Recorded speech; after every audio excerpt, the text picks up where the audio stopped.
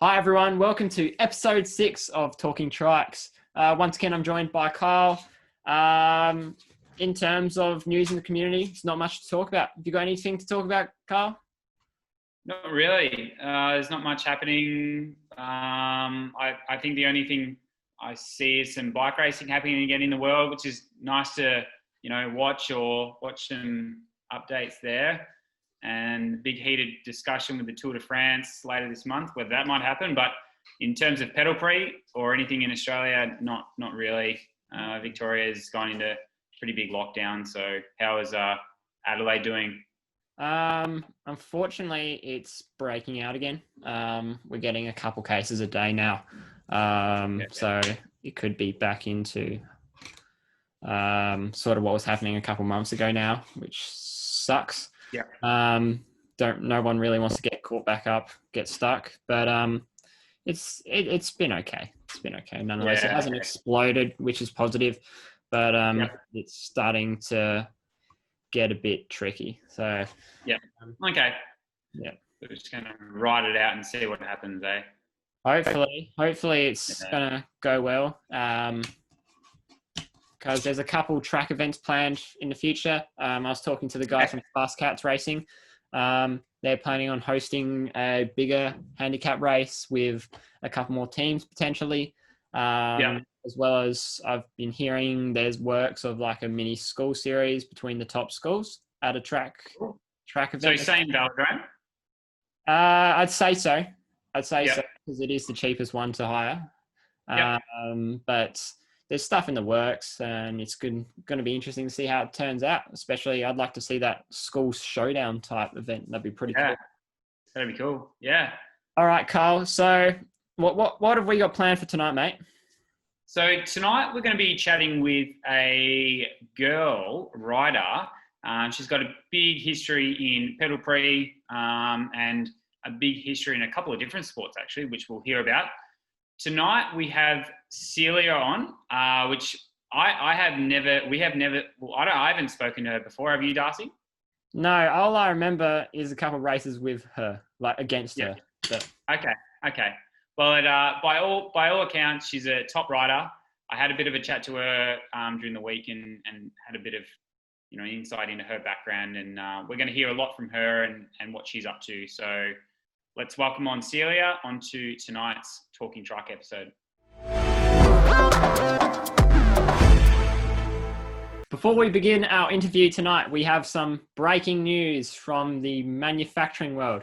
G-Trikes has just announced they will be manufacturing the whipstick model from JT. What a massive news. What do you reckon, Carl? Yeah, pretty big for Jeff and the crew. I know they did a fantastic job with their help with Waddle's win at Murray Bridge. So yeah, this is interesting, and it's obviously big development. So massive news, and literally as we are recording this, we've just been reading up on it. So how do you think this is going to evolve for Waddle racing in the future, mate? Well, it's going to make their trike more available, which I've just checked out the G-Trikes website. It's straight up there already, along with the new Matrix Pro. So I reckon this is going to spread to other states that may be dominated by other manufacturing brands. It's going to make manufacturing trikes and getting them out there way easier for G-Trikes and the crew. So I think we're going to be seeing a lot more JTs in the field, which is really good news for both them as well as G-Trikes factory. So congratulations. Yeah. All right. So hey Celia, welcome to Talking Trikes, episode 6. Thanks for coming on. How are you doing? How's COVID treating your life, and how are you coping? Yeah, I'm good. Thanks, guys. Thanks for having me on here. Life's starting to get back to a bit more normal. A few restrictions coming back into place now, obviously, but pretty much chuffing along. So yeah, nice. So what have you been up to? Like, what's been happening in your life? So obviously all the pedal pre events have been cancelled, which is kind of a bit on the devastating side of things, along with a lot of other events that I'm involved with. But personally, I've been trying out cycling as a bit of a different sport, so sort of track, giving that a bit of a go. So for someone who's never been involved with any of that. There's a lot of learning curves involved, so just see how we go sort of thing. But yeah. That sounds good. So let's chat back about when you got into pedal pre. When was that, and how did that come about for you? okay, so that was back in 2012 at Unity College, so in Murray Bridge, and so the year before I got involved, I saw the older kids out training, and so I was in year 5 then. I saw them out training, and I was like, sick, that looks awesome. Like, I really want to be part of that. Yeah, and so I was like, I have to do this. And so next year I was like, get me in here. And I really enjoyed it. I mean, a big step down from what I've been racing in now, but at the time it was like, this is like top level for me. And yeah, I just had a lot of fun with it. That's basically how I got into it, really. Yeah. A bunch of my mates joined up at the same time, and yeah. Yeah, it's cool. So what was your progression onto that? So I know you've done a couple stints in a couple other teams, but what's been your progression since that first days in Unity? Yeah, so from there, I went to boarding school at Pembroke in year 10, so 2016. So yeah, I joined up with them and jumped in the Devil Wears Cleats, and that was my first time riding a carbon shell. And it's just like a whole new level. Like, I was like, this is not just something you just sort of trundle around in, like, can actually win. And it kind of sounds stupid when you say it like that, but it was just like, I guess the exhilaration, like, I really like the adrenaline of sort of like flying around the corners. Yeah. And I'm sure you guys probably know a bit about that. Yeah. I had a bit of a chat to you this week, just getting a bit of an insight into, you know, your background, and you said your style of racing was you kind of find someone that's similar pace on the track, and you catch them, and then you pass them, and then you move on. And I was having a chat to Darcy before you came on, and he said you might have put him to shame on the track one day. Darcy, can you recall that moment? Did you get passed by Celia? Yeah, it was a while ago. I think it was like 2017 or 2018. It was in CS2. And I came past Eric, the halfby, in this race, and I looked over and I was like, oh, what's going on there? And I think I saw you, and then later on you just dropped me, and I was really sad. Yeah. We call that getting chicked. Okay. 2017, 2018, I was in Eric. Yeah, I just got slaughtered, which was great. Fantastic. It happens to us all, mate. Yeah, so then let's tell us a little bit about your rowing career. Like you've if I'm, mistake me if I'm wrong, but you've been in the under 21 Australian team for the past 3 years. Is that correct? Yeah, so not including this year because nothing went ahead this year. Yeah, so okay. The 3 previous years, yeah. Yeah, that's massive. So how did that come about? Did that evolve from pedal pre, or was that just a side sport, or? So I actually started rowing for the first time same year I started pedal pre. So neither sort of eventuated off the other. They're definitely compatible with each other muscle group wise. But yeah, so I basically started at Murray Bridge Rowing Club, and like started a bit fun, like with some mates, and just I guess I'm really competitive, so just sort of like you get a few wins and you're like, hang on, I need to get some more. And then you just get like you see the ladder of rankings and you want to work your way up. Yeah. So yeah. And you were lucky enough, was it last year or the year before when you were lucky enough to make it into that team that you were telling me about? Tell us a bit about that. There was someone that was injured. Yeah, so last year, so I was the lightweight reserve at that particular regatta. So it was against New Zealand in Sydney, and heavyweight women's quad, they did their heat, and one of the girls in the boat injured herself and had to get a medical so that the boat itself could continue on to the final with another person, that being me. So I got to jump in there, and we hadn't trained at all or anything, but it was great because we just like, sorry to say this to the Kiwis, but we thrashed them. So it was really good. Love it. One of my best mates was in the boat too, which just made it even better. But Awesome. yeah. Wow. So good. Yeah. So Yeah. So what do you like about rowing? Because I do follow you on Strava, and I see you always up at like ridiculous times in the morning, just rowing backwards and forwards on Westlake. So what has really drawn you to that sport, and what do you love about it? Yeah, well, I definitely don't get up as early as I used to when I was at school. What time are we talking? What's early? Well, at school I had to be down. Sorry, I'm gone down. At school, I had to be down there at 5:30. Yeah. So that was like getting up at like 4:30. But nah, after school it was like moved to lazy people time of starting at 6 or 7, depending on what's going on. But I haven't been down there for a little while because had a bit of a rib injury, so it hasn't been super fan of rowing, and sort of put rowing on a bit of a back burner right now while I'm giving this cycling a bit of a go. So see what happens with that. But yeah. Okay, cool. So I suppose like pedal pre is fantastic because there's been so many athletes over the years that have kind of platformed through pedal pre into bigger sports. You know, we could reel off a few names, but that sounds really cool. And how are you finding, you know, the cycling specifically? Are you doing more now than what you were when you were doing pedal pre racing? Yeah, definitely doing a lot more cycling.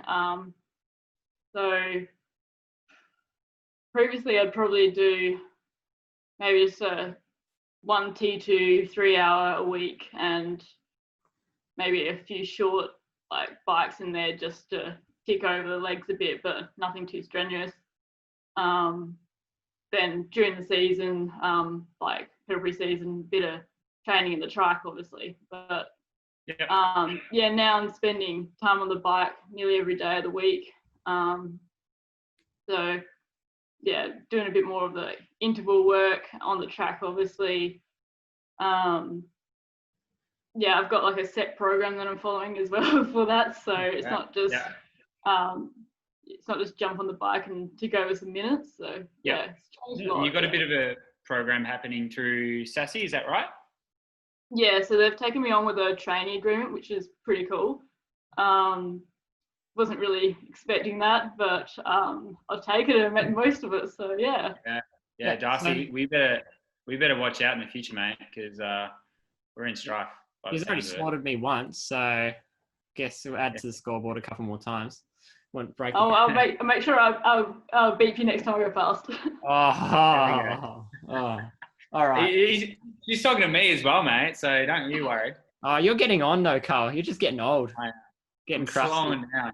All right, Celia. So, what were going to be your plans this year for pedal pre? Because you've got these awesome aspirations for rowing and track and cycling, of course. But what were your plans for this year? Was there anything cool in the cannon? Yeah. So, unfortunately, we only got a couple of training sessions down. But the idea was jumping on board with Jason Noddle and Team Relentless for women's bike. So yeah, got to go for a few rides in a really nice machine, and yeah, it's pity we can't race because it would have been pretty epic, I reckon. So yeah, it'd be a really cool toss-up between you guys and Water Racing. Prior to the training, it wasn't the first time you've ridden one of the bikes, is that correct? You've done a shootout, or tell us a little bit about that. Yeah, so it was the demonstration shootout sprint race at one of the big park events last year. So I got to jump in one of the really heavily geared Relentless bikes, and it was a bit of an interesting experience, really, because I hadn't raced at all since the Murray Bridge prior, which felt like a long time considering it was, I think it was the second Adelaide, I think it was that it was at. I might be wrong there, but I'd done maybe 2 or 3 trike training sessions before that, and they were all at the velodrome at Edwardstown. So it was quite interesting trying to put out a bit of speed around the corners when I hadn't really practiced that for a while, but came away with 3rd, I think it was, 3rd. Wow, that's pretty good. Pretty happy with myself, so yeah. Yeah, well, watching that race, I was happened to be down the corner and I saw a couple trikes roll over. So how was that traffic negotiation whilst you're basically first time in a trike for ages? That would have been pretty hairy. Yeah, luckily I was like, not really in, like, I wasn't in line with them, so I just got around the corner quite nicely, really. So I think I saw like one of them flick over out the corner of my eye and then heard the other one go over. But yeah, I had a pretty sweet line through there. So yeah. Yeah, nice. Have you rolled the trike much before, or have you had any experiences like that happen? Have I? Yes. Yeah, so definitely have been notorious for rolling a trike. Probably the most awkward one would be when we at Pembroke, when we got the new Eric. So that was one of the new shells that Trump brought out, and I was the first person to crash it at 6 hour, and came around that corner and straight into the barrier, cracked the tail open. Yeah, I remember that race. That was a particularly tough race for the old Pembroke teams. Had a fair few new trike and a lot of repairs for Jason and Simon back at Trump HQ. Yeah. All right, we all had those moments, and I remember my first time riding for Jason. I started the race and basically wrote the trike off, and let's just say a few people didn't really want me on the team anymore, but I never crashed again. I proved myself, so there's always ups from there. So no, it sounds pretty fun, but it sounds like you've got lots to do in the sport, and hopefully that we can see that moving into next year. So really exciting times for you. I will defend myself though. I didn't crash at all last season. All right, so we are going to ask some quick fire questions, and we're just going to hit you and we're going to get some quick answers. All right. So first quick fire question for me: what do you find more challenging, a rowing event or a trike stint? Ooh, definitely a lot more endurance in a trike stint. Much longer time. You definitely get a much bigger hit of lactic acid in the rowing. So I guess because it's not so drawn out, you got like about 8 minutes versus an hour and a bit. So yeah, it's a very hard question if you're comparing those two. Maybe we'll just cut your stint time down to 8 minutes in the trike. Well, I can't say I've done that, but probably say a rowing event, because that's what I've trained my body to like push out maximal effort for. Yeah, maybe if I practice doing 8-minute trike stints, then that would compare. But yeah, a tough question to answer, really, isn't it? They definitely both hurt. Yeah. All right, Darcy, you're up. Yep. All right. So what is your favourite track you've ever raced on? Well, I would say the old long track at Murray Bridge. Oh, yeah. Mm-hmm. Around the silos. Those were the days. Yeah. All right. So do you have a pre-race meal? And if you do, what is it? Oh, pasta. Some form of pasta. Yeah, it's probably bolognese is pretty simple. Go with that. Yep, nice. All right. So what was your best ever race? Race particularly, best season was probably overall, like results wise, was probably first year in Eric, so 2017.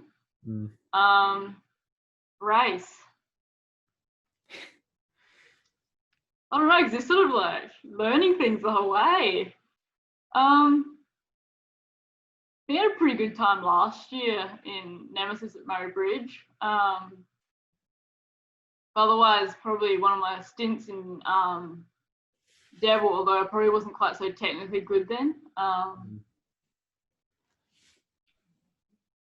We'll go with last year because, yeah. Yeah, we'll go with that. Otherwise, otherwise 2017 season, yeah. Yeah. Okay. My last quick fire question. Your rowing kit, do you ever use that in the trike or do you have separate kit? I've seen some people wear a rowing kit and they're pretty outrageous. No? Well, recently I've just worn cycling kit, unless it's all dirty. Oh, wait, so you have ridden in your rowing kit? I used to just wear like a zoot, like rolled down, like just like top on top. But yeah, because it doesn't have like the padding in it, like in some ways it's a little more comfy. It's just you got something rolled down around your waist, which isn't so comfy. Yep. So, yep. I've always been one for in a trike. I don't know why we need to wear, cycling shorts. It's just uncomfortable. But yes, good point there. So maybe we can just think of it as weird as you want, but it's cool. Yeah. Sounds good. All right. I think Darcy wants to move on to some would you rather questions now. Darcy, have you got one? All right. This is a tough one. I know I've asked this to many rowers in the past. Pedal pre or rowing? Yeah, tough one. Well, just love that traffic negotiation, that cornering. How good is it? And then there's rowing. Well, there's actually a lot of technical skill involved in rowing.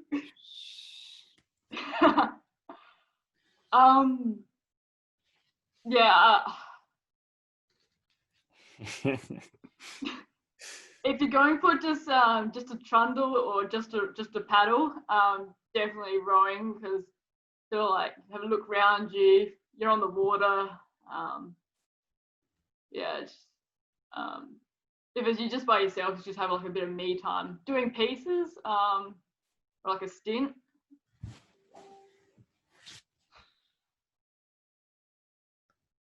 I don't know. They're pretty like. I like them both. All right. We'll let that happen.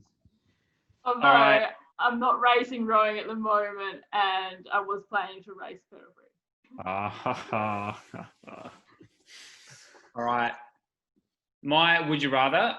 Would you rather pass Darcy or myself in a pedal pre race? Darcy, because he just seemed to didn't like the idea of passing him last time. So it was a long time ago. I'm okay with it. Like, shut up, old man. Shit, you're older than me, so you're stronger than me. But I'd pass Carl any day and every day. He would. I passed your Bendigo car. That's what I did. Did you? Up the hill, flew past you. You were standing still. How about I just pass both? Really? That'd be That'll better. Work. That'll work. All right, that's a good answer. All right, a pasta, like a dish of pasta, or a Parmy? Oh, we're talking about before racing or just in general? Just in general. Oh, it's really depending on how your taste buds are feeling, but probably go with I say it right, Parmy. Exactly. That's what we'd like to hear. That's on you, mate. There's been a lot of debate about this one. Okay, gotcha. All right, my last would you rather would you rather start the race or finish the race? Oh, start the race, yeah. Yeah, just like climax, yeah. Start Nice. it. My last question. Would you rather roll the trike or ride in atrocious rainy conditions? Ooh. I think we're thinking like water flowing on the road here. Yeah, sort of like Bridge last year, or if you saw the Casey race last year, the 12-hour one, just crazy conditions of just ugh. If the trike was fine when I rolled it, probably roll it, because then hopefully you get more speed the rest of the time. But if it wasn't, obviously I'll go for the other one. Yeah, trike's out there the whole time and you do your stint and someone else jumps in. I don't think I have any left. Carl, have you got any questions left, mate? No, I think I'm done. I think this has been awesome having you on the show. It's been great to hear about what you've done so far in rowing, in pedal pre. It sounds like you might have a big future in track and cycling. And we just, really thankful for you to come on the show, and hopefully that things can, continue to get better and we can see you back on the track in 2021 in a Trump trike by the sounds of it. We'll see. But thanks for coming on tonight. Thanks for coming on, Celia. It's been really good chatting to you and talking trikes. Yeah, sounds good. thanks, So guys. next week we're going to have some more special guests. We'll keep updating with any news that is happening. And we can't wait to bring you episode 7. So stay safe and look after each other, and we'll see you soon. Thanks, guys.